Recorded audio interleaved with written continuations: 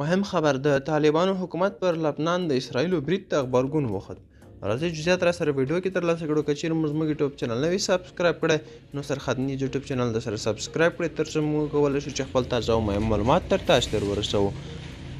د طالبانو د حکومت بهرنیو چارو وزارت پر لبنان باندې د اسرائیلو بریدونه په کلکه غندلي او هغه یې د نړیوالو اصولو او اخلاقي معیارونو خلاف عمل بللی دی.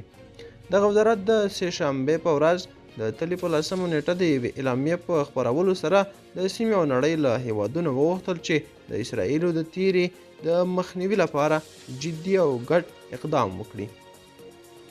په دغه اعلامیه کې راغلي دي چې په لبنان کې د حزب الله د مشر حسن نصر الله د وژل کېدو په اړه څه نه دي ویل شوي.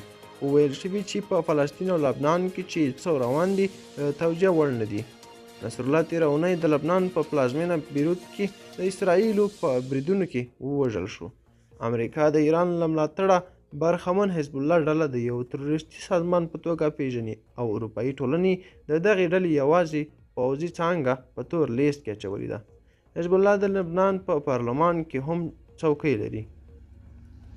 دا په داسې حال کې ده چې د طالبانو حکومت د حماس ډلې د سیاسي دفتر د مشر اسماعیل هنیه د وژل کېدو په اړه غبرګون ښودلی و.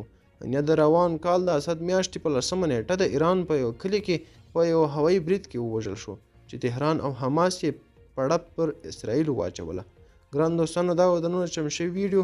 که غواړئ نور تازه او مهم خبرونه ترلاسه کړئ نو له تاسو څخه هیله کېږي چې همدا اوس سرحد نیوز یوټیوب چینل سبسکرایب کړئ.